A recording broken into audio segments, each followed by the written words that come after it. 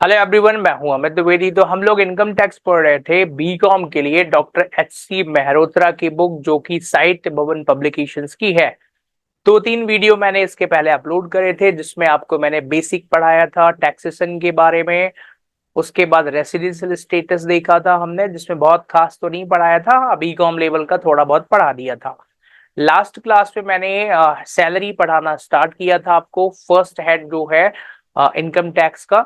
तो सैलरी में हमने उसके बेसिक थ्योरी देख लिया था, उसमें भी बहुत डिटेल नहीं पढ़ाया था मैंने।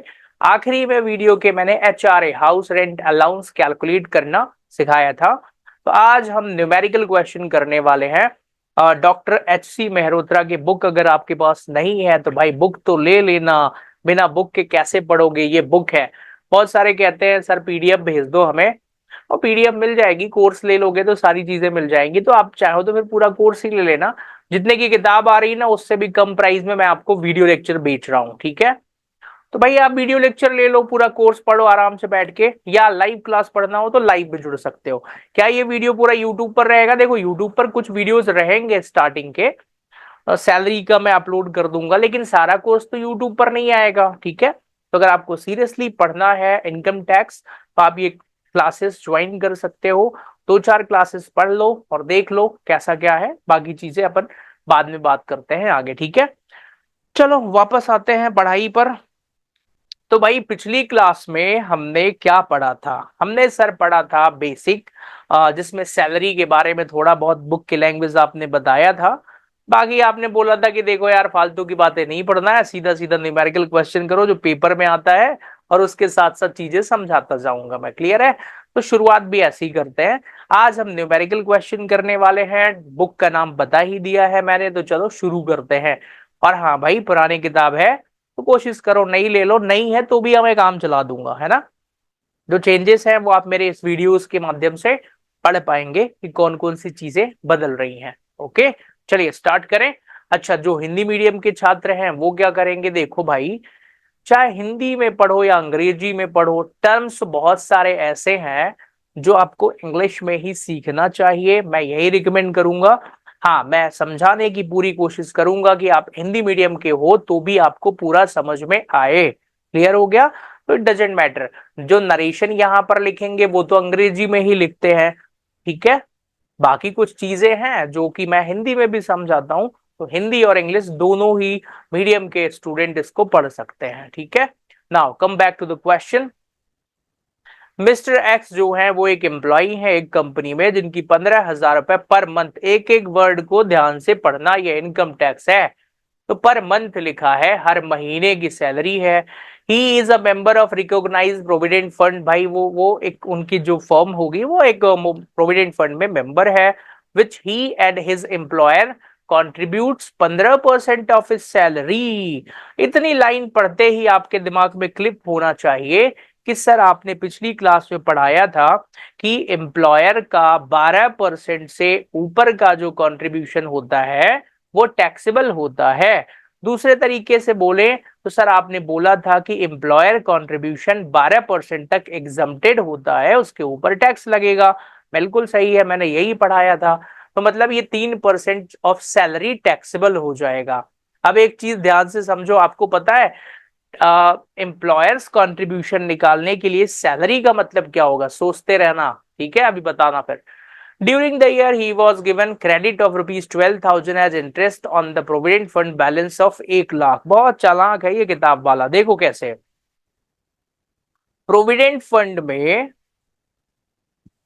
भाई पीएफ जो होता है उसका एम्प्लॉयर का जो कंट्रीब्यूशन होता है वो 12% तक एग्जम्प्टेड होता है। फिर इस पे इंटरेस्ट मिलता है, ठीक है। अब जो इंटरेस्ट है वो 9.5% तक एग्जम्प्टेड होता है। इस क्वेश्चन में क्या बोल रहा है कि सर 1 लाख पर 12,000 रुपए ब्याज मिला है। तो चलो बताओ बच्चों, 1 लाख पे 9.5% मतलब 9,500 तक एग्जम्प्टेड, उसको 12,000 का ब्याज मिला। 12% तो एक्सेस अमाउंट टैक्सेबल होगा ना। मतलब चाहे परसेंट में निकाल लो चाहे अमाउंट में निकाल लो, तो मतलब एक्सेस अमाउंट कितना?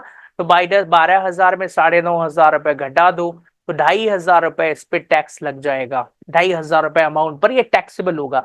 आगे क्वेश्चन पढ़े, निकालना क्या है पहले ये देख लो। एक एक चीज मैं ध्यान से समझा रहा हूं आपको, और मेरे हिसाब से इनकम टैक्स पढ़ोगे ना, एक्सपर्टाइज तो नहीं बना दूंगा, देखो यार एक्सपर्ट बनने के लिए तो बहुत मेहनत करनी पड़ती है। हाँ, बीकॉम लेवल पे एग्जाम में अच्छे नंबर ले आओगे। चलो, तो compute the taxable amount of annual accretion of to be included in his income under the head income. भाई उसकी ना सैलरी कितनी होगी, मतलब कि कौन सी अमाउंट पे टैक्स लगेगा, आप इतना बता दो बस, ठीक है। तो चलो आओ, बड़ा आसान है सर। इसमें ना दो तरीके के क्वेश्चन है, दो तरीके की चीजें दी हैं, एम्प्लॉयर कॉन्ट्रीब्यूशन और एम्प्लॉई कॉन्ट्रीब्यूशन, इन दोनों, यही दोनों उसकी टैक्सेबल होगी। इस टाइप का एक क्वेश्चन कर भी चुके हैं। तो चलो ऑफिशियली फर्स्ट क्वेश्चन सॉल्व करते हैं। अब एक ना, मैं किसको पढ़ा रहा हूँ, बी कॉम, फर्स्ट ईयर में भी हो सकते हो आप, और फाइनल ईयर में भी हो सकते हो, किसी भी सेमेस्टर में। देखो अलग अलग जगहों पे इनकम टैक्स जहां भी लगती है, असेसमेंट ईयर यही है, बुक्स भी यही रहती हैं, ठीक है। तो आप ये शायद पहली बार ही पढ़ रहे होगे, राइट। अब इसकी प्रेजेंटेशन कैसे करोगे तो वो ध्यान से देखना। सबसे पहले यहां लिखो क्वेश्चन नंबर 1, कंप्यूटेशन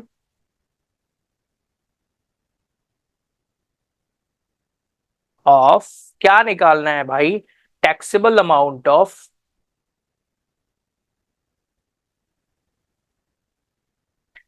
टैक्सेबल, मेरी हैंड राइटिंग अच्छी नहीं है, it's not matter, of annual, कितने रुपए का है,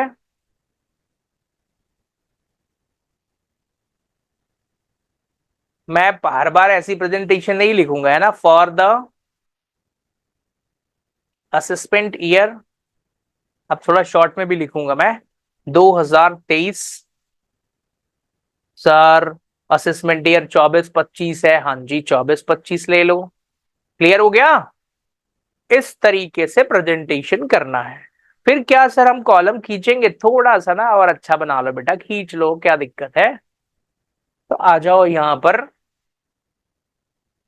और इतना पर्टिकुलर अमाउंट नहीं लिखना है, दिस इज सिंपल प्रेजेंटेशन, ठीक है। तो अच्छी प्रेजेंटेशन के लिए अब क्वेश्चन पर आते हैं। तो उसकी एनुअल सैलरी कितनी है, पहले तो मुझे ये बता दो सर। उसकी एनुअल सैलरी जो है वो 15,000 रुपये महीने है। तो 15,000 में सर ना 12 का गुणा करेंगे, 12 महीने होते हैं ना, तो सैलरी तो सर उसकी 1,80,000 रुपये हो गई है, ठीक है। अब कौन उसके अलावा कौन सी चीजें ऐड होंगी वही निकालना है उसकी सैलरी में। तो सर ना इसमें जो employ excess employer's contribution, access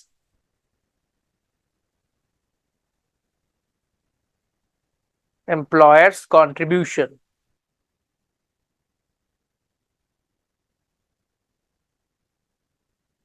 to PF, short में लिख दूं प्रोविडेंट फंड, कितने परसेंट, 12% एग्जम्प्टेड है, तो उससे एक्सेस कितना होगा। तो देखो जरा, इनकी सैलरी है, कैलकुलेटर कहाँ गया भाई, बिना कैलकुलेटर के तो होगा नहीं, और आप बीकॉम में हो तो आपको भी अलाउड है कैलकुलेटर। 1,80,000 करा, मैं तो डायरेक्ट 3% निकाल दूंगा वैसे।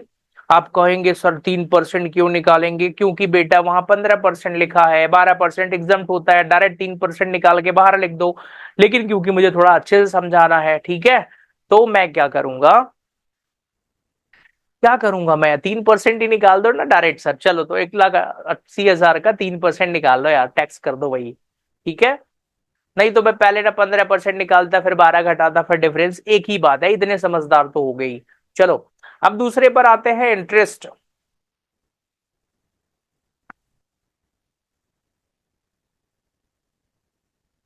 Access of 9.5% of salary, of salary तो होगा ही सीधी बात, ऑफ सैलरी नहीं सर, ऑफ पीएफ, ठीक है, ऑफ सैलरी ही निकालेंगे, वो तो लिख लेना अपने हिसाब से। चलो, तो भाई एक बात बताओ, यहां पर ना मैंने बताया ना डिफरेंस अमाउंट कितना आ रहा है, 2,500 रुपए, कैसे, वो पहले ही समझा दिया था मैंने, खत्म बात। तो इसका साल में जो अमाउंट टैक्सेबल एक्रिएशन हो रहा है, कितना हो रहा है, देखिए आ जाएगा,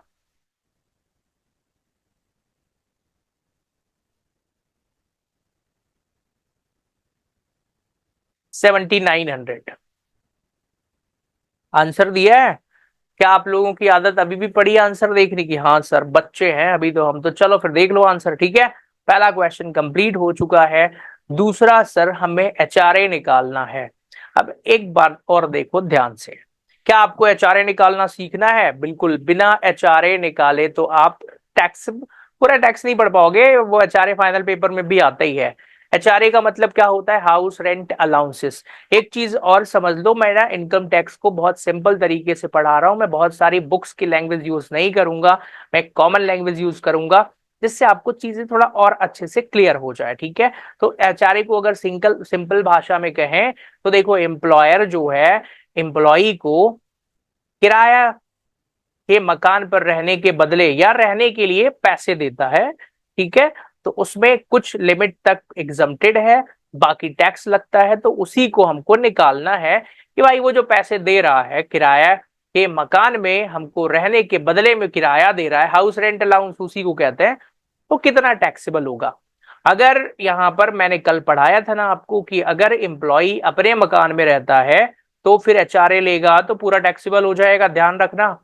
इसीलिए जनरली लोग झूठ बोल देते हैं, सब कहते हैं मैं किराए पर हूं। चलो, तो यहां पर हमने कल 4 पॉइंट देखे थे। सबसे पहला, actual HRA received, actual rent received,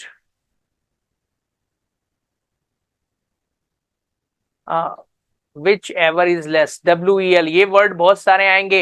इन तीनों में जो सबसे कम होगा वही एग्जम्प्ट हो जाएगा। और ध्यान से देखो, आपको पहले एग्जम्पशन निकालना सीखना है, ठीक है। टैक्सेबल कैसे निकालोगे? रिसीव्ड माइनस एग्जम्प्टेड, ठीक है। पहला पॉइंट होता है एक्चुअल रेंट रिसीव्ड या एक्चुअल अमाउंट रिसीव लिख देना।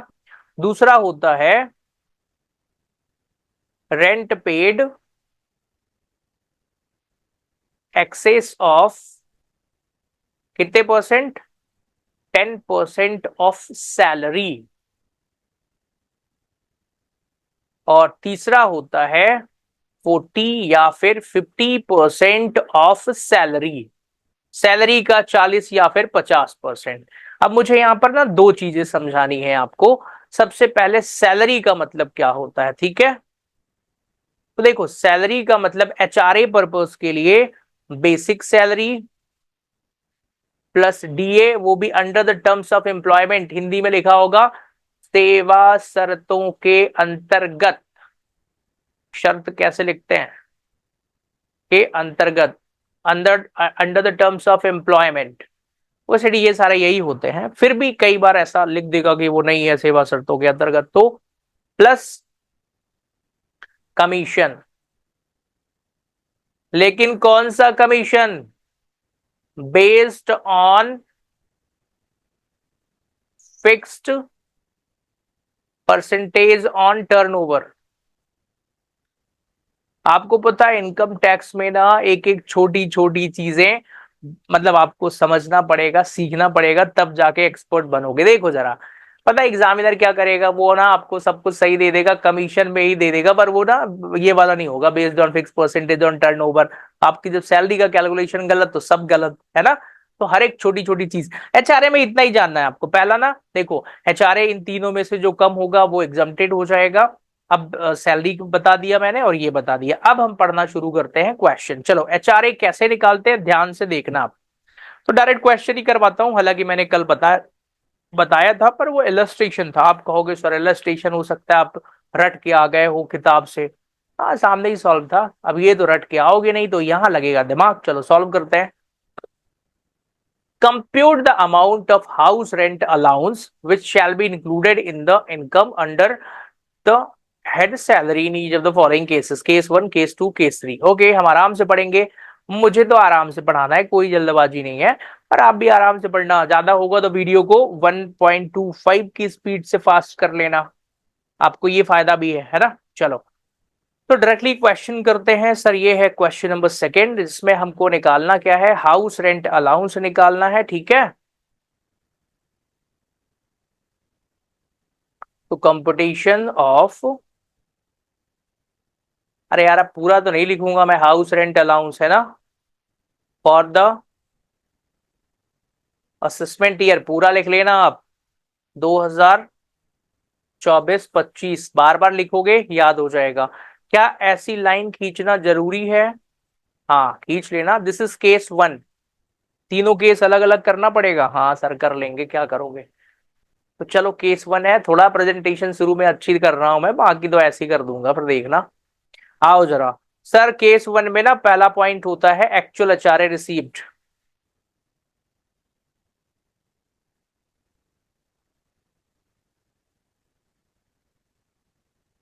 आप कहेंगे सर अभी क्वेश्चन तो पढ़ाया नहीं, पहले से क्यों लिख रहे हैं, इतना आना ही है। चलो यहां स्टार्ट करते हैं। देखो जरा भाई, कहानी ये है कि बेसिक पे दिया हुआ है 20,000 रुपए पर मंथ, डियरनेस पे दिया है 10% ऑफ बेसिक पे, 20,000 का 10% 2,000। Commission based on fix percentage of turnover 1,20,000 for the whole year, commission की लिखा हुई है। हाउस रेंट अलाउंस 5,000 रुपए पर मंथ है। Actual rent paid by the assessee 4,000 per month है। और घर कहाँ है? आगरा में। आगरा कहाँ है? सर यूपी में है सर आगरा तो। आपको पता है ये किताब भी वहीं से पब्लिश होती है, कहाँ से? आगरा से। साहित्य भवन पब्लिकेशन की जो बुक है ना, आगरा से पब्लिश होती है, इसीलिए राइटर ने आगरा ही लिख दिया। क्लियर हो गया? तो आगरा है तो सर आगरा का क्या महत्व है सर यहाँ पर? भाई वो 40% सैलरी या 50% सैलरी जो डिसाइड करोगे वो यहीं से तो करोगे ना। तो आगरा है मतलब 40% ऑफ सैलरी आएगा। क्लियर हो गया? चलिए, तो सबसे पहले ना क्या करोगे आप? क्वेश्चन सॉल्व करने के पहले ये सब लिख लिया, आप मुझे बता दो एक्चुअल एचआरए कितना मिल रहा है। सर उसको मिल रहा है 5,000 रुपए हर महीने का। तो ये आएगा सर 60,000 रुपए। क्या मैं आपको यहाँ पर 5,000 × 12 भी लिख कर दिखाऊं? लिख के दिखाऊं क्या? अब कुछ बच्चे कहेंगे सर पांच नहीं, पूरा लिखो आप तो। 5,000 × 12। ठीक है, 5,000 × 12। दूसरे पर आते हैं सर। दूसरा पॉइंट क्या था? Rent paid excess of 10% of salary, यही था, रट लो ऐसे ही। Rent paid excess of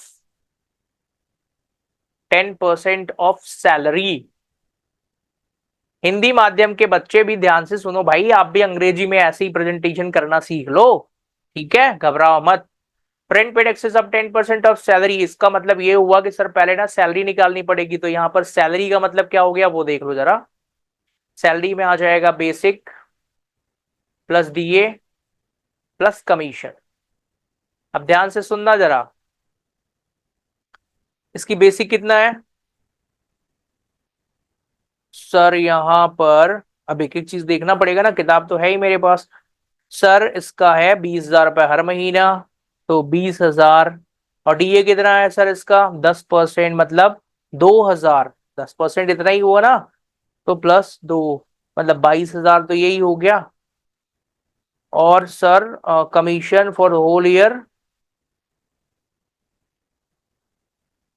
120 for the whole year, 1,20,000 रुपए कमीशन मिलता है उसको। क्लियर हो गया? तो सर 22,000 इंटू 12 कर दूं? 22,000 महीने की सैलरी इंटू 12, 2,64,000 प्लस 1,20,000। सर 2,64,000, देखो 20,000 रुपए ये प्लस 2,000। और कमीशन पता है कितना है? ये मंथली है भाई, है ना, और ये एनुअल है। तो पहले इसको भी एनुअल में कन्वर्ट करो, तो 12 का गुणा कर देना, तो 2,64,000 आ जाएगा, प्लस 1,20,000 रुपए कमीशन। तो इसकी साल भर की सैलरी हो गई 3,84,000 रुपए। 3,84,000 रुपए है अब salary. Rent paid excess of 10% of salary, तो सैलरी का 10% 38,40। क्या उससे ज्यादा किराया दे रहा है? सर वो जो बंदा है वो किराया कितना दे रहा है? House rent allowance, actual rent paid by the CC 4,000 रुपए पर मंथ। क्या इससे ज्यादा पेमेंट कर रहा है? हाँ सर, 3840। 4,000 में 3840 घटा दो, 160 आएगा, 12 का गुणा कर दो। तो सर ये जो बंदा है, कुछ गड़बड़ हो गया क्या? 38 गड़बड़ कहाँ हो रहा है सर? हाँ गड़बड़ यहाँ हो रहा है 1 1 0 पर। ठीक है, 38,400, ठीक है। सैलरी का 3,84,000 का 10%, 38,400 होगा ना भाई। फिर 4,000 रुपए महीना दे रहा है, तो साल भर का किराया कितना? 48,000। साल में मंथली निकाल रहा था, हालांकि मैं वो निकाल के भी 12 का गुणा कर देता तो चल जाता। चलो, 38,400, तो सर 48,000 पेमेंट कर रहा है सर, तो ये आएगा सर 9,600। 48,000 माइनस 38,400। हाँ जी सर, 9,600 आ रहा है। इसको ना जो बच्चे नहीं समझ पाएंगे, इसका मतलब ये है कि सैलरी के 10% से ज्यादा कितना किराया दे रहा है वो। सर तीसरा पॉइंट तो बड़ा ही आसान है सर, 40% ऑफ सैलरी होगा। क्यों 40%? क्योंकि सर वो आगरा में रहता है, और आगरा वो मेट्रो सिटी नहीं है। चार कौन कौन सी? दिल्ली, मुंबई, चेन्नई, कोलकाता, राइट। तो सर 40% ऑफ सैलरी, तो 3,84,000 का 40% निकाल लो। तो सर 3,84,000 इंटू 40%, सर 153,600 आ रहा है। 153,600। अब ध्यान से सुनिए, अभी आंसर नहीं आया है भाई। आंसर कैसे आएगा, सुनो। उसने बोला है WEL, which ever is less, वो एग्जम्प्ट होगा, ठीक है ना। इन तीनों में से सबसे कम कौन सा है? आप कहेंगे सर 60,000। अरे पागल हो गल हो क्या? सबसे कम तो 9,600 है, तो यही है ना। हाँ, तो 9,600 क्या हो गया सर? 9,600 टैक्सेबल हो गया। नहीं बेटा, एग्जम्प्टेड है। अब टैक्सेबल, अच्छा एग्जाम में कौन सा पूछा है? सर एग्जाम में तो पूछ रहा है कि टैक्सेबल निकालो। तो टैक्सेबल कैसे निकालोगे? अब आएगा। तो टैक्सेबल कैसे निकालोगे? Received minus exempt. जितना मिला है उसमें एग्जम्प्टेड को घटा दो। तो मुझे बताओ मिला कितना है? सर हाउस रेंट अलाउंस हमें मिला है, क्वेश्चन में देखो जरा एक बार। सर कहाँ है क्वेश्चन, ध्यान से देखना है। एक्चुअल अचार्य कितना मिला है? सर ये मिला है हमें 5,000 रुपए महीने का। तो 60,000 रुपए मिला है ना। तो यहां पर आते हैं, रिसीव्ड 60,000, माइनस कितना करना है सर? एग्जम्प्टेड अभी तो निकाला था हमने, एग्जम्प्टेड कितना हो गया? 9,600। 9,600, तो चलो बताओ जरा, 60,000 माइनस 9,600 कितना आ गया सर? 50,400। ये टैक्सेबल है, यही आंसर है। तो क्या आपको आंसर चेक करना है? सर हाँ, हमारी आदत है, आपको तो चेक कराओ। ये लो 50,400। अब इसका बी और सी केस कौन करेगा? क्या मैं होमवर्क दे दूं? नहीं, क्योंकि मुझे पता है आप नहीं कर पाओगे अभी। हो सकता है, या तो मुझे तो मजा आ रहा है तो मैं ही पढ़ाऊंगा, ठीक है। चलो, फिर से कुछ लिखने की जरूरत नहीं है। सेकंड केस में आओ। पहला point, actual HRA received. Actual HRA received कितना हो गया सर? दूसरे केस में पढ़ाया कहाँ है आपने क्वेश्चन? अभी तो पढ़ लेते हैं, आओ। दूसरे केस में बेसिक सैलरी 30,000 रुपए हर महीना है, DA 10% है ऑफ बेसिक पे। हाउस रेंट अलाउंस 5,000 रुपए हर महीना है, एक्चुअल रेंट 7,000 पेमेंट करा है। हाउस सिचुएटेड इन मथुरा, अभी यूपी में है। तो 5,000 रुपए हर महीना हाउस रेंट अलाउंस है, मतलब कि 60,000 रुपए ही होगा। क्लियर हो गया? तो सर 60,000 यहाँ पर क्या सर लाइन वगैरह नहीं खींचना है, मैंने बोला था ना स्टार्टिंग बस में है, बस हो गया। ऐसे लिखते जाओ। दूसरा, ये फर्स्ट पॉइंट था इसका। सेकंड पॉइंट क्या होता है सर? सेकंड पॉइंट होगा rent paid excess of 10% of salary. Sir यहां तो सैलरी निकालना पड़ेगा बेटा, निकाल लेंगे। तीसरा, मथुरा में रहता है, मतलब 40% ऑफ सैलरी। मतलब अब जो आगे का आंसर है वो तभी निकालेंगे सर जब सैलरी आ जाए। तो सैलरी का मतलब यहां पर निकाल दो। चलो, सैलरी का मतलब क्या होगा सर? सर आपने पढ़ाया था, सैलरी का मतलब यहां पर basic plus DA plus commission based on fix percentage on turnover. ठीक है, ये कमीशन देख लेना। तो चलो सर, बेसिक क्वेश्चन में एक बार देखते हैं क्या क्या दिया है। सर क्वेश्चन में ना यहाँ पर कमीशन तो दिया ही नहीं है, बेसिक दिया है 30,000 और 10% उसका क्या 30,000 और 10% 3,000, ठीक है। तो 33,000 इंटू 12, 3,96,000। सैलरी इतनी होगी क्या?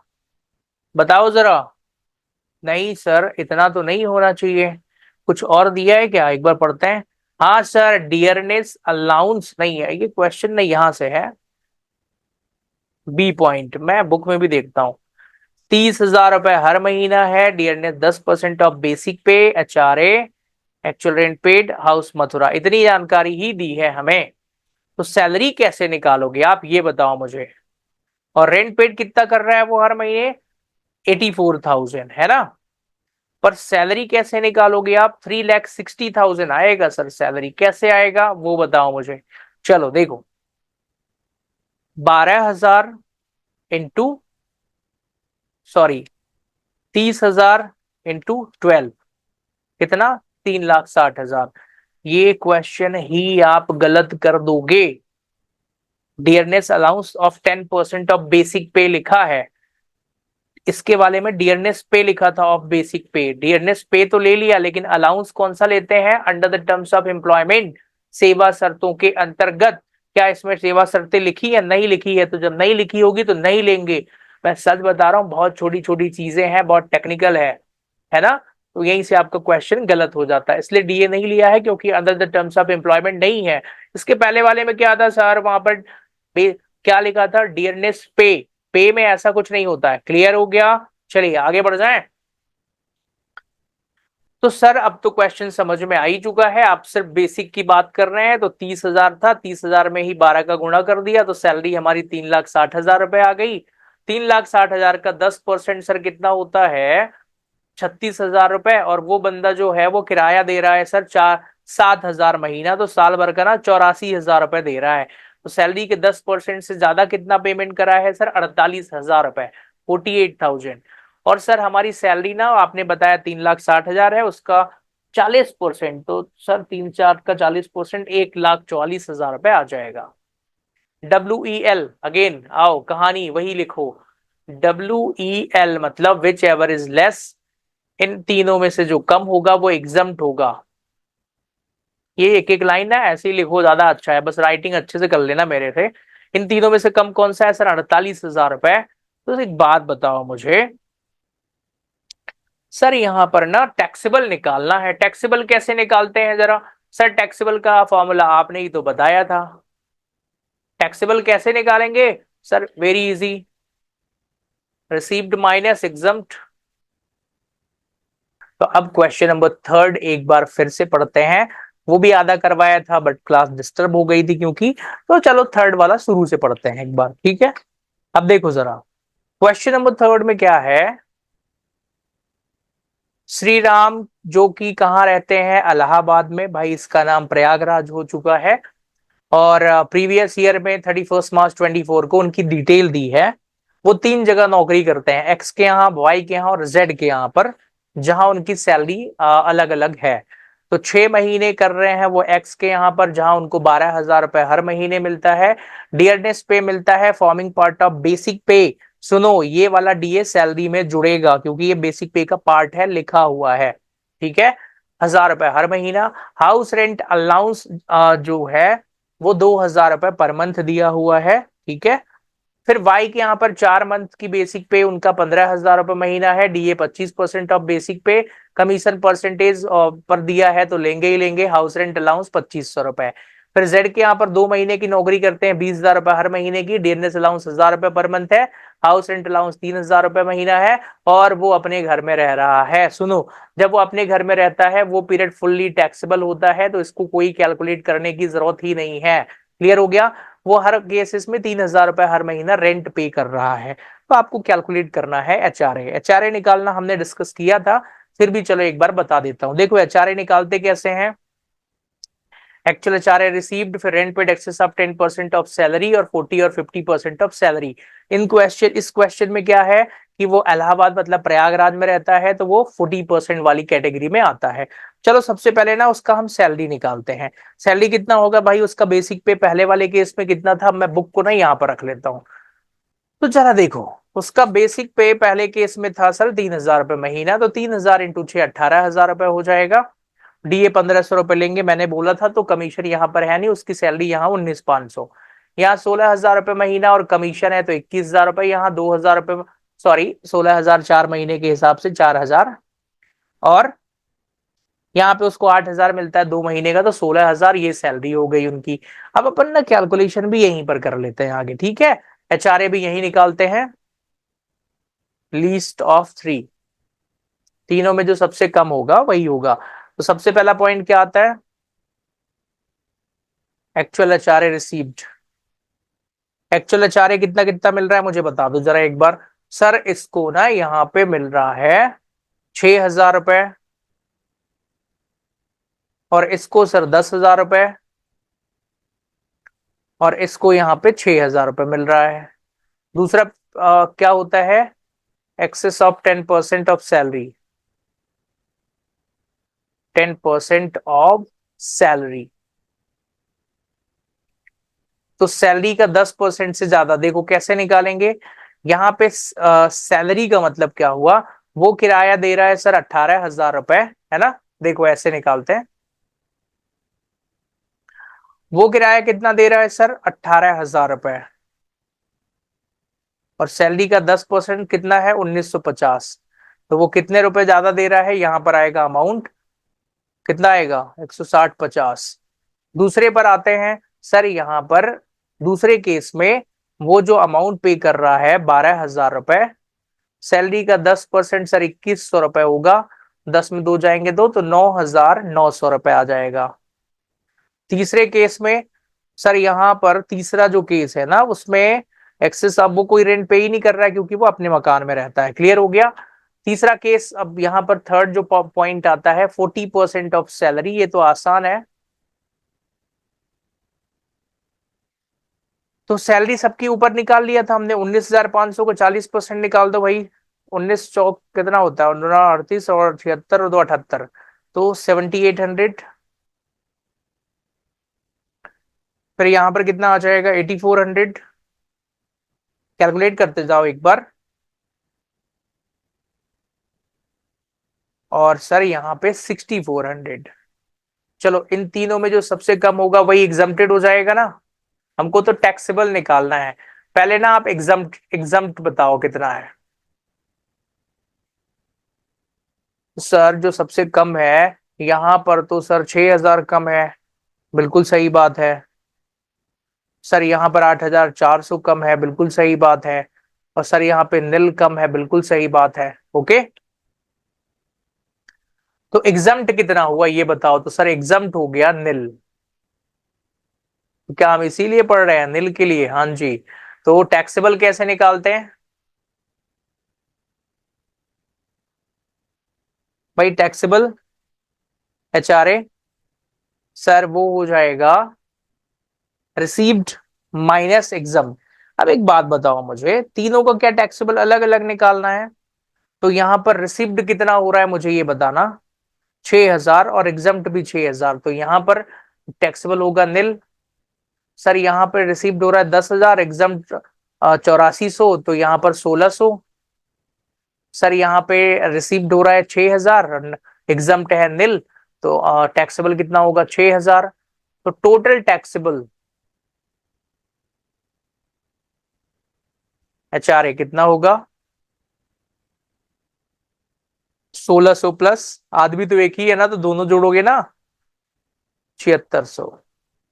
आंसर दिया है सर, आंसर तो दिया ही नहीं है, अब क्या करें भाई। ये सर टैक्सेबल अमाउंट बचा रहे हैं सर, 12,300 दिया है सर, आप गलत पढ़ा रहे हैं, अब क्या करें बताओ जरा, गलती कहाँ हो गई, देखना पड़ेगा ना, देख लेते हैं। हाँ जी, तो चेक कर लिया है मैंने, और इसमें हमारा सॉल्यूशन सही है। आपको क्या करना पड़ेगा भाई, बुक का सोल्यूशन जो है ना उसका अमाउंट यहाँ पर चेंज कर देना, 7,600 लिख देना, मैंने सब चेक कर लिया, कोई दिक्कत नहीं है, ठीक है। चलिए क्वेश्चन नंबर 4 पर आते हैं। अब देखो जरा, यहां से कुछ इंपॉर्टेंट क्वेश्चन स्टार्ट होंगे। क्वेश्चन नंबर 4 पर आए, मिस्टर मोहन जो है वो कानपुर में रहते हैं, कानपुर क्यों पढ़ा हमने? क्योंकि सर कानपुर पढ़ते ही समझ में आ जाएगा कि 40% लगना है, ठीक है। और उनको बेसिक पे 2 लाख रुपए मिलता है, डीएनएस पे 2 लाख रुपए मिलता है, हाउस रेंट अलाउंस 1.5 लाख रुपए पर एनम है, सारे हैं, ठीक है। ही पे द रेंट 1,80,000 रुपए पर annum. Compute the amount of HRA chargeable to tax. आसान है। चलो क्वेश्चन नंबर चौथा यहां पर करते हैं। आप कहेंगे सर अब हम धीरे धीरे एचआरए निकालने में एक्सपर्ट हो रहे हैं, यकीन मानो सब में एक्सपर्ट हो जाओगे, टाइम तो लगेगा ही। क्वेश्चन नंबर 4 पर आते हैं।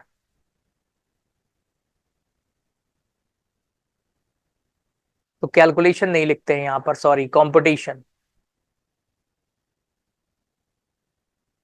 तो competition of HRA, taxable HRA, house rent allowance आप पूरा लिखना फॉर द ए वाई। कौन सा है? 2025-26 है सर, 24-25 है, हाँ ठीक है। चलो कॉलम भी खींच लेते हैं, ऐसे ही आप कॉलम नहीं खींचेंगे तो भी चल जाएगा, है ना। इनकम टैक्स में कुछ जरूरी नहीं कॉलम वॉलम हो, बट कॉलम अंदर प्रेजेंटेशन अच्छी मानी जाती है। चलो मुझे बताओ जरा, फर्स्ट पॉइंट क्या है, यहां पर आ जाओ। पहला पॉइंट क्या लिखते हैं sir? Actual HRA received. Actual HRA received. अब बताओ सर, क्वेश्चन में दिया हुआ है एचआरए कितना मिला है सर? 1.5 लाख रुपए का। ठीक है। अब दूसरा क्या होता है?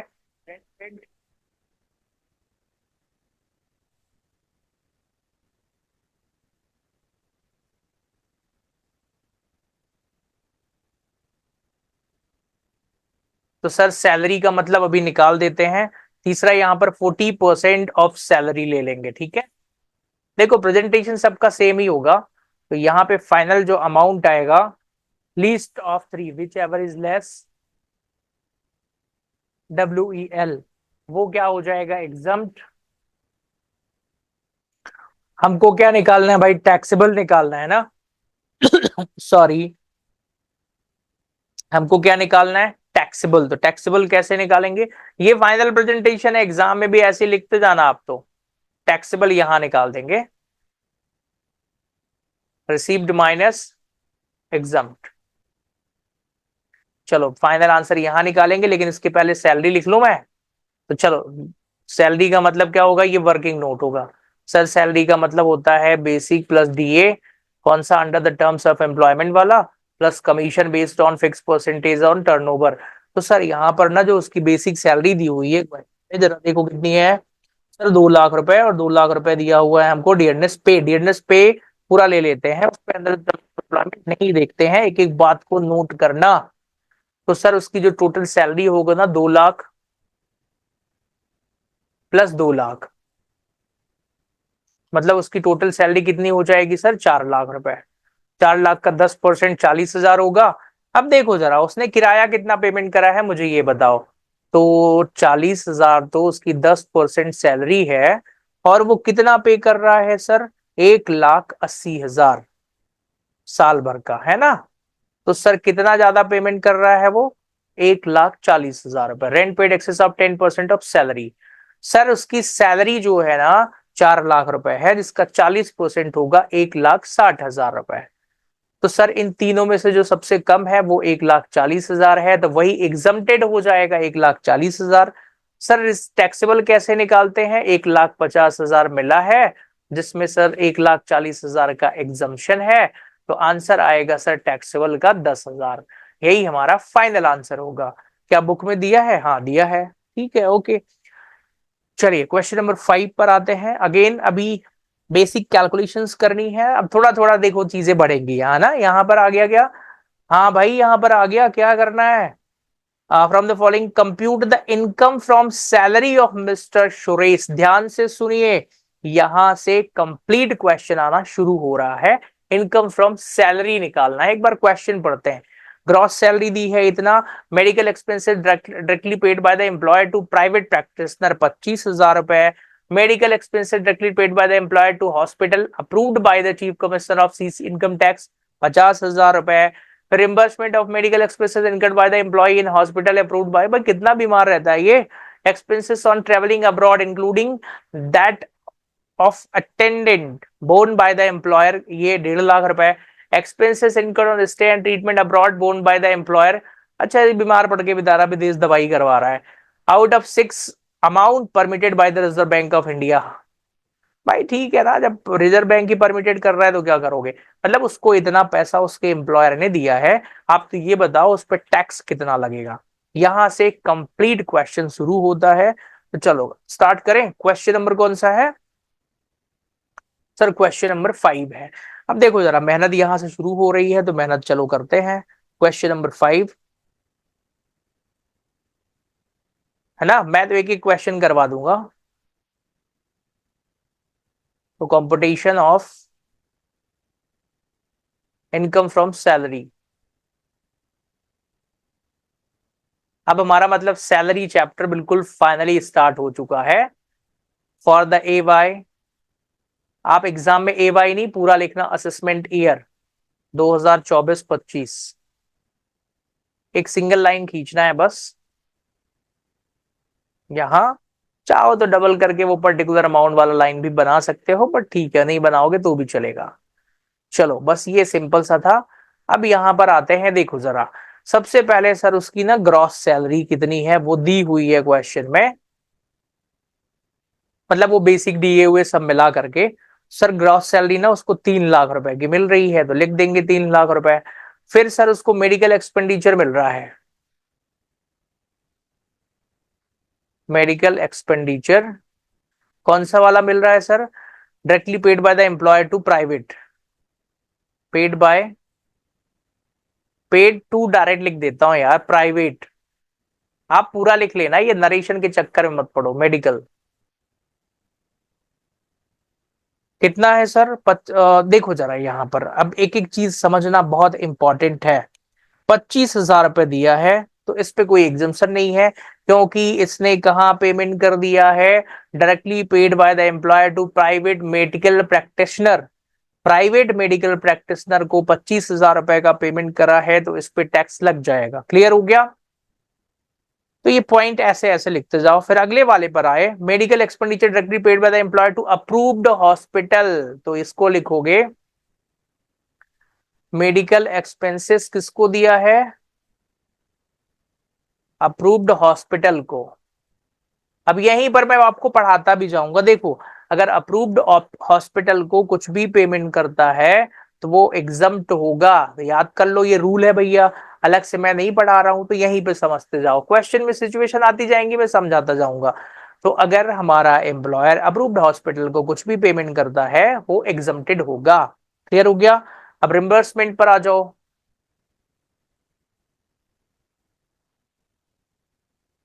कितना है ये? Reimbursement of medical expenses, reimbursement भी वही है भाई, मेडिकल एक्सपेंस, वो बोला ज्यादा जाके दवाई करा लो पैसे दे दूंगा। ठीक है, ये भी अप्रूव्ड हॉस्पिटल को है, तो यहां स्पेलिंग सही कर लेना, जगह कम पड़ रही है।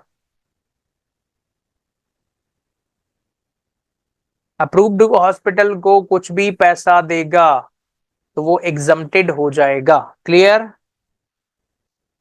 अब देखो जरा यहां पर नेक्स्ट पॉइंट है एक्सपेंडिचर ऑन ट्रेवलिंग अब्रॉड।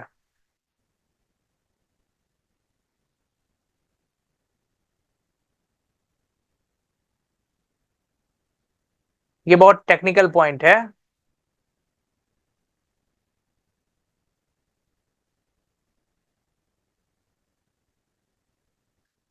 अब यहां पर ना एक पॉइंट पढ़ना पड़ेगा, अगर उस बंदे की ग्रॉस टोटल इनकम 2 लाख रुपए से ज्यादा हो जाती है, ध्यान से सुनो, बंदा मतलब एम्प्लॉय, अगर एम्प्लॉय की ग्रॉस टोटल इनकम 2 लाख रुपए से ज्यादा हो जाती है तो ट्रेवलिंग करने के लिए कोई अगर मेडिकल ट्रेवलिंग करने के लिए ही एक्सपेंडिचर किया जाता है तो वो टैक्सेबल हो जाएगा। अगर उस बंदे की इनकम दो ग्रॉस टोटल इनकम 2 लाख से कम हो तो नहीं होगा। अब आप कहोगे सर कैसे चेक करेंगे? देखो बेटा उसकी सैलरी 3 लाख है तो 2 लाख से ज्यादा हो गया ना, तो ये जो 1.5 लाख रुपए है ये फुल्ली टैक्सेबल हो जाएगा, मतलब इस अमाउंट पे टैक्स देना पड़ेगा उसको।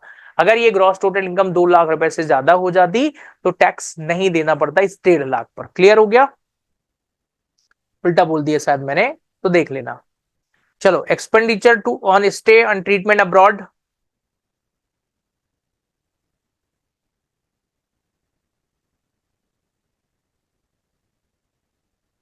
Expenditure on stay and treatment 2.5 lakh रुपए मिला है। यहां पर कुछ चक्कर है, बता रहा हूं मैं। 2.5 लाख रुपए मिला है। रिजर्व बैंक ऑफ इंडिया ने जो परमिटेड दी है वो 1 लाख रुपए तक की है। RBI permission. आरबीआई कहता है कि विदेश में अगर कोई एम्प्लॉयर इलाज कराने और वहां रुकने के लिए पैसे दे रहा है, भाई 1 लाख रुपए तक का एग्जम्प्टेड है, उसके बाद का पैसे पे टैक्स लग जाएगा।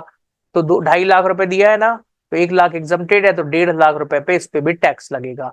तो यहां से उसकी फाइनल टैक्सेबल इनकम निकालो। चलो आओ, पहली बार अब आप टैक्सेबल इनकम टोटल निकालने जा रहे हैं, ध्यान दीजिएगा।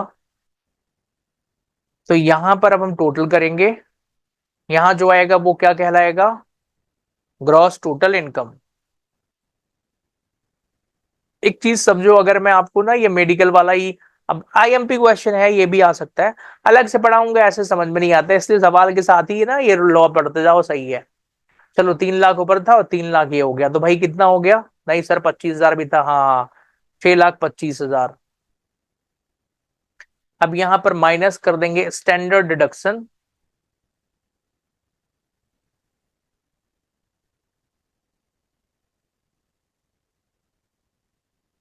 Under section 16। ठीक है, 1। अब ये धीरे से आएगा भाई, 16(1) भी क्या है, चलो देखो जरा इस क्वेश्चन में। एक चीज देखो आप,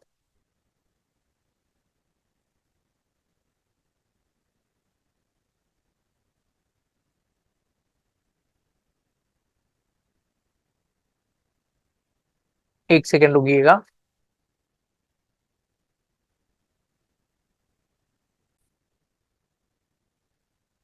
ओके, तो देखिए जरा, ये जो स्टैंडर्ड डिडक्शन है 16(I)(1) पढ़ो, IA पढ़ो, तो 16(IA) है। स्टैंडर्ड डिडक्शन 16 में आपको 50,000 रुपए का स्टैंडर्ड डिडक्शन मिलता है।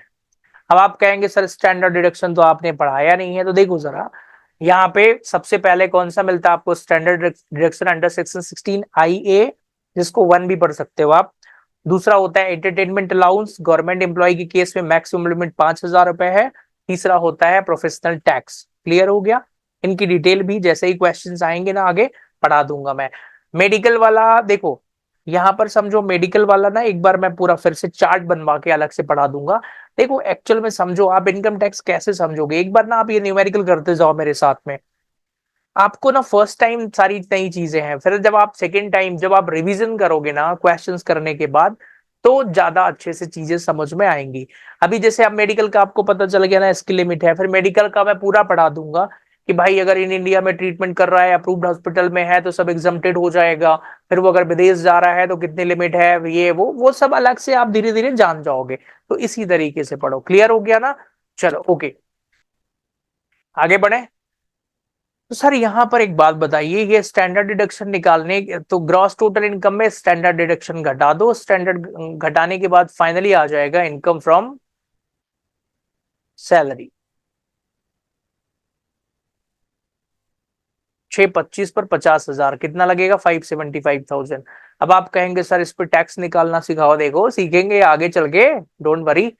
ये क्वेश्चन हो चुका है, आगे बढ़े। ठीक है, 575 is the correct answer. Okay sir, sixth question पर आते हैं। Compute taxable salary of mister Arun. तो देखो सैलरी दी हुई है इनकी, dearness allowance not forming part of salary लिखा है। Not forming part of salary, अगर फॉर्मिंग पार्ट ऑफ सैलरी होता ना तो वो कैलकुलेशन वाले में जोड़ते। हाँ, टैक्सेबल में जोड़ेंगे बेटा, यहां तो जोड़ेंगे ही। फिर एचआरए इतना मिल रहा है, एक्चुअल रेंट पेड इतना है, प्लेस ऑफ सर्विस चेन्नई है, 50% ऑफ सैलरी।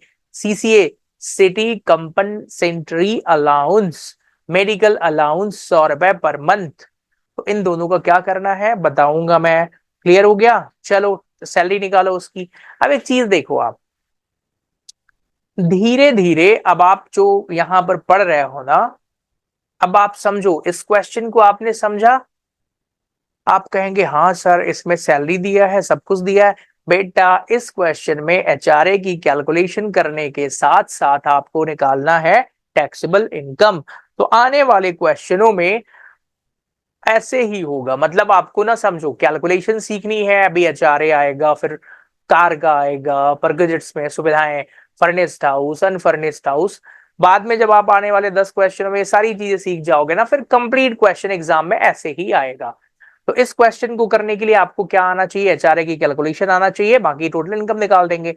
चलिए स्टार्ट करते हैं क्वेश्चन नंबर 6। मैं अभी बहुत स्लो स्पीड में पढ़ा रहा हूं स्टार्टिंग में, देखो, क्योंकि मुझे पता है अगर सीखना है ना तो शुरू में तो थोड़ा स्लो चलना पड़ेगा। ठीक है, फिर से वही लिखो। तो कंपुटेशन ऑफ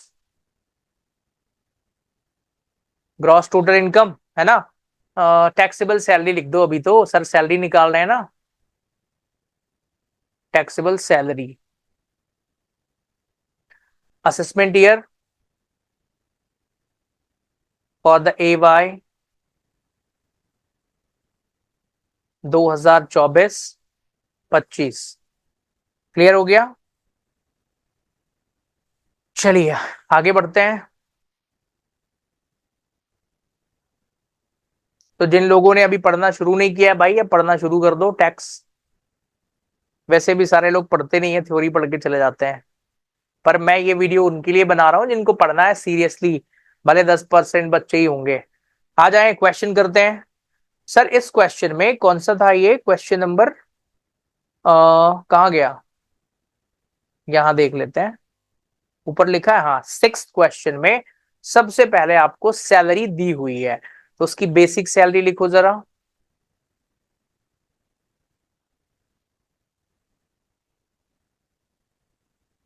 सर उसकी बेसिक सैलरी ना 5 लाख रुपए दी हुई है, ठीक है।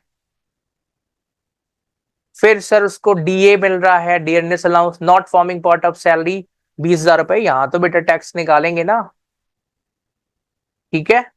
एक बार अमाउंट मैच करते जाना जरा, हाँ ठीक है। उसके बाद सर यहाँ पर ना एचआरए मिल मिल रहा है उसको, तो एचआरए की ना हम अलग से पूरी कैलकुलेशन करेंगे। हाउस रेंट अलाउंस लिखेंगे यहाँ पर, यहाँ लिख देंगे वर्किंग नोट नंबर 1, वहां से जो अमाउंट आएगा ना लिख देंगे। फिर सर उसको ना सीसीए मिल रहा है, सिटी कंपनसेंट्री अलाउंस। अब आप कहोगे कि सर सीसीए के बारे में ना थोड़ा पढ़ा दो हमको, सीसीए कितना है? देखो सीसीए की लिमिट कितनी है, एक बार क्वेश्चन में देखें। सर सीसीए मिल रहा है 200 रुपए पर मंथ, तो साल भर का कितना होगा? 2400 रुपए, फुल्ली टैक्सेबल होता है ये। मैंने पढ़ाया था ना कि 200 वो फुल्ली टैक्सेबल में आते हैं, तो सीसीए फुल्ली टैक्सेबल में आता है 2400 रुपए पर मंथ, पर ईयर। फिर सर मेडिकल अलाउंस मिल रहा है,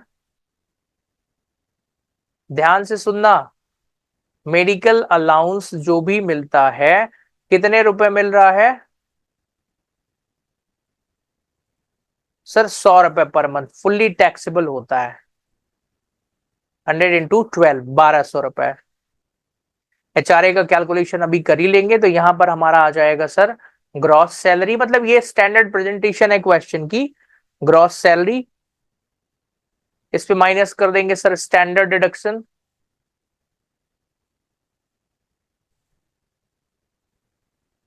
अंडर सेक्शन 16 IA। हम लोग पहले 1 ही लिखते थे, आईए पता नहीं कब कर दिया उसको। चलो भाई कितना, 50,000 रुपए, ये हर बार ऐसे ही आएगा। हाँ जी, वो स्टैंडर्ड डिडक्शन है 50,000 का। तो यहाँ पे फाइनल जो आंसर आएगा वो हो जाएगी टैक्सेबल सैलरी।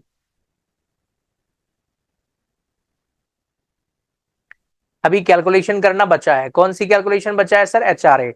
अब यहां पर आओ, वर्किंग नोट, मतलब इस तरीके से आपको एग्जाम में प्रेजेंट करना है। वर्किंग नोट नंबर 1, एग्जामिनर भी खुश हो जाएगा। देखो मेन आंसर आपका ऊपर हो गया, बस यहाँ एचआरए की वैल्यू निकाल के यहाँ रख के फाइनल आंसर निकाल देना है। तो यहाँ पर मेन कैलकुलेशन में एचआरए लिखो, ठीक है। तो क्या कंपटीशन ही लिखें? हाँ, competition of HRA। List of the three लिखना हो तो लिख दो। चलो सबसे पहला पॉइंट बताओ जरा सर, यहाँ पर अब बहुत अच्छी प्रेजेंटेशन नहीं करना है, ऐसे ही कर दो, एक्चुअल HRA रिसीव्ड। रिसीव्ड भी मत लिखो, आप तो मुझे बता दो कितना मिल रहा है। सर यहाँ पे ना उसको 1,20,000 रुपए मिल रहा है। दूसरा पॉइंट क्या होता है, एक्सेस ऑफ 10% ऑफ सैलरी। पूरा लाइन क्या है, rent paid excess of 10% of salary. Excess of 10% of salary. अब मुझे बताओ सैलरी में क्या डीए लेंगे? सर डीए तो नहीं लेंगे। क्यों नहीं लेंगे बेटा? क्योंकि फॉर्मिंग पार्ट ऑफ सैलरी नहीं है। तो सर उसकी सैलरी ना 5 लाख रुपए दी हुई है टोटल। हाँ जी, तो 5 लाख का 10% कितना होता है सर? 50,000 रुपए। और वो रेंट पे कितना कर रहा है सर? 1.5 लाख रुपए, है ना? तो सर एक्सेस कितना हो गया? 1 लाख रुपए। चेन्नई में रहता है, हाँ जी सर। तो 50% लेंगे, हाँ जी sir. 50% of salary, 50% of salary कितना हो जाएगा सर? 2.5 लाख रुपए। इन तीनों में से जो विच एवर इज लेस, वो क्या हो जाएगा? एग्जम्प्ट। कितना एग्जम्प्ट होगा? 1 लाख। टैक्सेबल कितना होगा सर? जितना मिला है उससे घटा दो, है ना? तो टैक्सेबल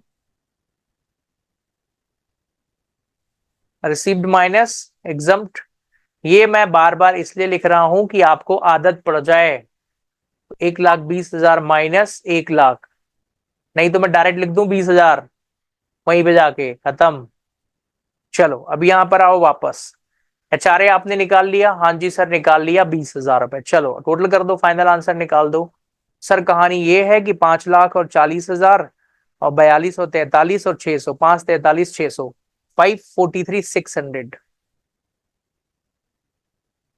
543,600 में 50,000 घटा दो तो 493,600 आएगा। ये इसकी टैक्सेबल सैलरी होगी, इसके आधार पर टैक्स कैलकुलेट होगा इसका, जो भी है। क्लियर हो गया? तो देखो इसी तरीके से स्टैंडर्ड प्रेजेंटेशन रखना है। आप एग्जाम में बिल्कुल ऐसी प्रेजेंटेशन रखो, कुछ काट पीट नहीं। हाँ राइटिंग अच्छी रख लेना। मेरी राइटिंग इतनी अच्छी नहीं है, लेकिन मुझे उससे कोई फर्क नहीं पड़ता है। मेरा सीए का एग्जाम है अभी फाइनल का, मुझे देना है, तो इस राइटिंग में भी पास हो जाऊंगा मैं, कोई दिक्कत नहीं है। उसके अलावा मुझे कोई पेपर नहीं देना है। चलिए 7वें क्वेश्चन पर आते हैं। Mister Ramar is employed as an engine, sorry भैया, इंजन ड्राइवर है ये in Indian railway. Okay, he is getting 15,000 रुपए पर मंथ एज बेसिक पे, 2,500 रुपए per month as dearness pay, and 2,500 रुपए per month as dearness allowance. During the year 23-24 उनकी जो following salary है वो देखो जरा, अलाउंसेस क्या क्या मिले हैं। 16,500 उनको रनिंग अलाउंस मिला है, 200 रुपए पर मंथ पर चाइल्ड एज एजुकेशनल अलाउंसेस, और हिज 2 चिल्ड्रेन, 2 बच्चों के लिए ही फ्री होता है। ठीक है, तो क्या पूरा होगा भाई? ना ये 200 रुपए पर मंथ मिल रहा है इनको, 2 बच्चों के लिए मिल रहा है, तो 4,800 रुपए हो गया ना सर। एक बच्चे का 2,400, 2 बच्चे का 4,800 रुपए। एग्जम्प्ट कितना है सर? 200 रुपए। 2,400 एग्जम्प्ट है, 100 रुपए पर डे पर टैक्सेबल 2,400 आएगा। अब ये चीजें ना डायरेक्ट मैं क्वेश्चन में सिखाऊंगा। आप कहोगे सर ये बच्चे वाला क्या हर बार आएगा? हाँ ये आएगा, तो याद कर लेना। One of his son is staying in hotel on which the Raman is spending 800 रुपए हर महीना. He is getting 500 रुपए per month for his own as hostel allowance for meeting his expenses. देखो बंदा होटल में, हॉस्टल में रहता है उनका लड़का, जिसके लिए वो 800 रुपए देते हैं, जिसके लिए 500 रुपए उनको मिलता है। अभी देखते हैं। सीसीए फुल्ली टैक्सेबल है, यूनिफॉर्म अलाउंस है fully spend for employment purpose. चलो इसको भी लिख लेंगे। 2,500 रुपए पर मंथ HRA है, और HRA की कैलकुलेशन करनी है। टैक्सेबल सैलरी निकालो A/24-25 के लिए। फिर से वही क्वेश्चन है, तो मतलब अब ना अच्छे क्वेश्चन स्टार्ट हो चुके हैं, मुझे यहां से पढ़ाने में मजा आएगा। Question number 7। अब बस आपको कैलकुलेशन सिखाना है मुझे, और कुछ भी नहीं है। तो 7वें क्वेश्चन पर आते हैं। अगेन वही कहानी है, कंपुटेशन ऑफ टैक्सेबल सैलरी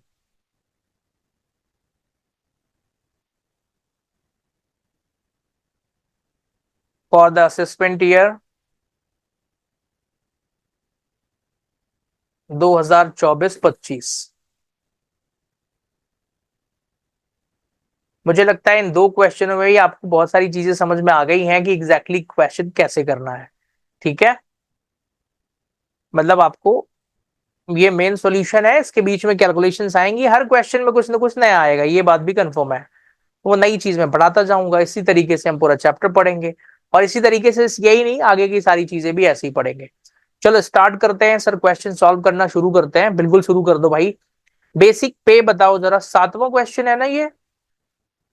हाँ, तो अब मेरे पास बुक है, आप अपने बुक में क्वेश्चन देखिएगा, मैंने स्टार्टिंग में डिस्प्ले करा दिया था। तो उसका बेसिक सैलरी कितना है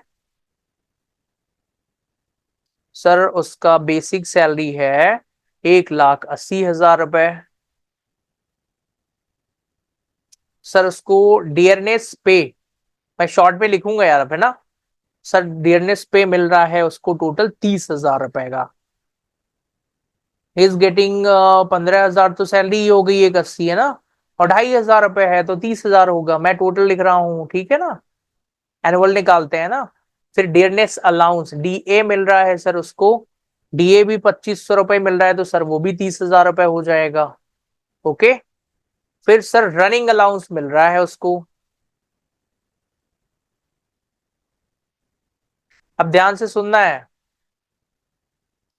रनिंग अलाउंस मिलता है 16,500 रुपए, तो उसको मिल रहा है कैसे देखो जरा। रनिंग अलाउंस टोटल दिया है क्वेश्चन में 16,500 रुपए, लेकिन इसकी ना लिमिट है, 70% ही टैक्सेबल हो जाएगा या 10,000 रुपए, इन दोनों में से जो कम हो।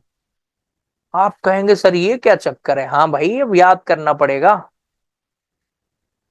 70% ऑफ दिस अमाउंट और 10,000 रुपए, दोनों में से जो कम हो। ठीक है,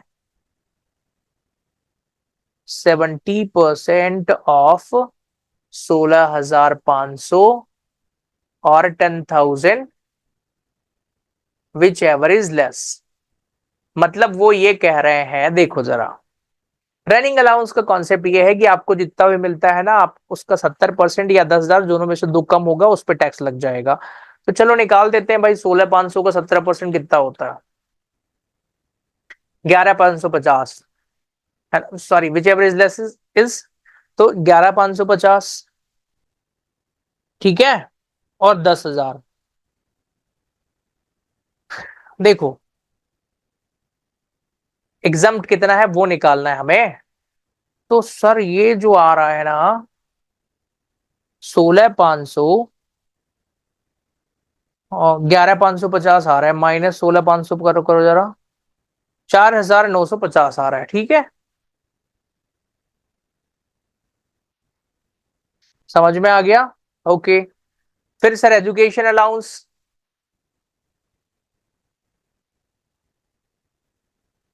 अब आप पता है जब शॉर्ट नोट्स बनाओगे ना, वैसे तो मैं बोल रहा हूँ अलाउंसेस का सब बुक में दिया ही है। अब भाई इसको पढ़ लो वाला बढ़िया से, इसके कॉन्सेप्ट। मेरे को मैं बार बार पढ़ाता हूँ तो मुझे याद हो चुका है ना, आप भी ऐसे याद कर लो। एजुकेशन अलाउंस उसको 4,800 रुपये मिला है दो बच्चों का। एग्जाम 100 रुपए के हिसाब से 2,400 होता है, तो 2,400 रुपये पे टैक्स लग जाएगा। अब ये एजुकेशन अलाउंस का याद कर लो भैया, समझ लो। उसको एजुकेशन अलाउंस 100 रुपये मिलता है हर एग्जाम्प्टेड, 100 रुपए पर बच्चे दो बच्चों के लिए। और हॉस्टल अलाउंस मिलता है 300 रुपए पर बच्चा दो बच्चों के लिए। ये एग्जम्प्टेड है, इनकी लिमिट है। ठीक है, तो hostel allowance, sir hostel allowance उसको ना 6,000 मिल रहा है, जबकि एग्जम्प्टेड कितना है? 300 रुपए पर बच्चे के लिए, दो बच्चों के लिए, मतलब 600 रुपए। सर 300 नहीं, 150, हाँ भाई, सॉरी, 150 दो बच्चों के हिसाब से 300 हो गया, 12 महीने का 3,600। घटा दो कितना आएगा? 2,400 रुपए। सीसीए फुल्ली टैक्सेबल होता है सर, सीसीए मिलकर 250 रुपए, तो 3,000 हो गया। सर यूनिफॉर्म अलाउंस, भाई यूनिफॉर्म पे तो टैक्स मत लो यार, और इस पे भी लिमिट है भाई, फुल्ली एग्जाम्प्ट कर दो। ठीक है, क्योंकि पूरा ड्यूटी के लिए खर्चा कर रहा है वो, खर्चा मतलब उसी उसी पे पहनता है वो। अब चारे पे आ जाओ। एचआरए के लिए हम वर्किंग नोट नंबर 1 बनाएंगे, शॉर्ट कैलकुलेशन करेंगे। देखिए जरा यहां पे क्या आ जाएगा, क्या बोलते हैं उसको, ग्रॉस सैलरी। इस पे क्या माइनस कर देंगे, स्टैंडर्ड डिडक्शन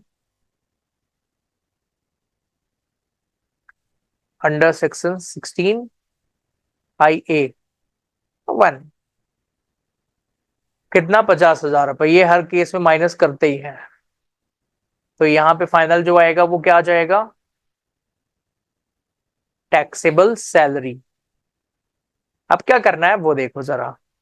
टैक्सेबल सैलरी आ गई इसकी, तो सर अभी तो वर्किंग नोट बना के एचआरए निकालना पड़ेगा। हाँ जी निकालना है ना, आओ निकालते हैं। तो कंपटीशन ऑफ एचआरए, अब ना मतलब आप समझो एग्जाम में बैठे हो तो बहुत जल्दी जल्दी पेन चलता है, सीधा लिखो ऐसे ही, actual amount received, actual HRA, क्योंकि अभी आपका मेन कैलकुलेशन नहीं है, रिसीव्ड। सर एक्चुअल एचआरए उसको कितना मिल रहा है सर, 30,000 रुपये मिल रहा है। दूसरा क्या होता है sir, excess of 10% of salary, rent paid excess of 10% of salary. एक बार एचआरए के बारे में पढ़ लो जरा, 250 रुपये हर महीना है, तो ये तो हमने लिख लिया भैया, है ना। वो 3,000 रुपये देता है, तो कितना हो जाएगा, 36,000 रुपये, है ना। और 2,10,000 रुपये उसकी सैलरी होगी, कैसे, 3 लाख, 1,80,000 प्लस 30,000। डियरनेस पे लेंगे, डियरनेस अलाउंस नहीं लेंगे, डियरनेस अलाउंस वही लेते हैं जो under the terms of employment हो। ध्यान से समझना, ये बहुत टेक्निकल पॉइंट है। तो भाई 36,000 वो पे कर रहा है, 2,10,000 उसकी सैलरी होगी, उसका 10% 21,000 होगा, तो पेमेंट ज्यादा कितना कर रहा है सर, 15,000 रुपए। और ये बंदा कौन से शहर में रहता है सर, 40% ऑफ सैलरी की कैटेगरी में ले लो। शहर दिया है क्या, पता नहीं सर, सैल नहीं दिया तो 40% ऑफ सैलरी, 2,10,000 रुपए उसकी सैलरी है सर, उसका 40% कितना होगा सर, 84,000। तीनों में से जो कम है, which ever is less, exempted हो जाएगा।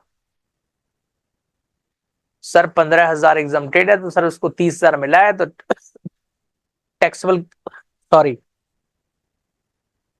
मतलब ब्रेक लेना पड़ेगा कुल मिला के, चाहे वो भी लिया जाए। 30,000 रुपए सर उसको मिल रहा है, 15,000 रुपए पे क्या हो जाएगा भाई, 15,000 रुपए पे एग्जम्पशन, तो 15,000 पे टैक्स लग जाएगा। चलो वापस कैलकुलेशन पे आओ, एचआरए 15,000 लिखो, टोटल कर दो अब यहाँ पे, टोटल करें। सर 1,80 और 60, 2,40 हो गया, 2,50, 2,52, 2,54 और 2,57 और 15,72, है ना, 2,72 तो ये हो गए, 9,4 13, तो 2,73 300 और 13,4 17, 2,73 750, क्या यही आ रहा है सर, टोटल करो जरा, कुछ गड़बड़ है। अरे यार 2,40 तो ये हो गया, चलो plus 4,950 plus 2,400 plus 2,400 plus 3,000 plus 15,000, 267,750,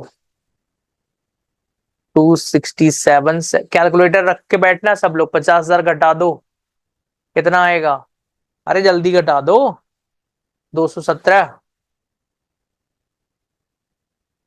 750, that is your final answer, आया है। हाँ जी ठीक है, तो आज ना इतना ही पढ़ते हैं, ठीक है। ओके अब ध्यान से सुनिए, जिनको भी इनकम टैक्स पढ़ना है बीकॉम के लिए, आप मेरे चैनल को सब्सक्राइब करें, और देखो यार सपोर्ट करना पड़ेगा आपको, है ना। इनकम टैक्स यूट्यूब पे तो मुझे नहीं लग रहा है कि 2-4 टीचर पढ़ाते होंगे बीकॉम के लिए, बहुत सारे लोग सीए और आईपीसीसी और इंटरमीडिएट के पढ़ाते हैं। बीकॉम के लिए मैंने बहुत दिनों बाद ये स्टार्ट करा है यूट्यूब पर, मैं चाहता हूं कि कंप्लीट मैं इसको पूरा करूं, ओके। और आपको सपोर्ट इतना ही करना है, जिनको पर सीरियस पढ़ना है वो कोर्स ले लो, मैं सैलरी चैप्टर पूरा यूट्यूब पर अपलोड करूंगा, सैलरी तो आप यहीं से पढ़ सकते हो, बाकी रेस्ट ऑफ द चैप्टर्स का जो मेरा कोर्स है, हाँ, आप वो ले सकते हो। लाइव क्लासेस पढ़ने के लिए भी आप मुझसे कांटेक्ट कर सकते हो। मैं आपको अपना नंबर यहाँ स्क्रीन पर अभी डिस्प्ले करवा दूंगा, तो आप कोर्सेस ले सकते हो। अभी नवंबर चल रहा है, ये जो पूरा कोर्स है इनकम टैक्स का वो जनवरी तक में मैं कंप्लीट करवा दूंगा। ओके, तो इसी तरीके से पढ़ाऊंगा जैसे अभी पढ़ा रहा हूँ।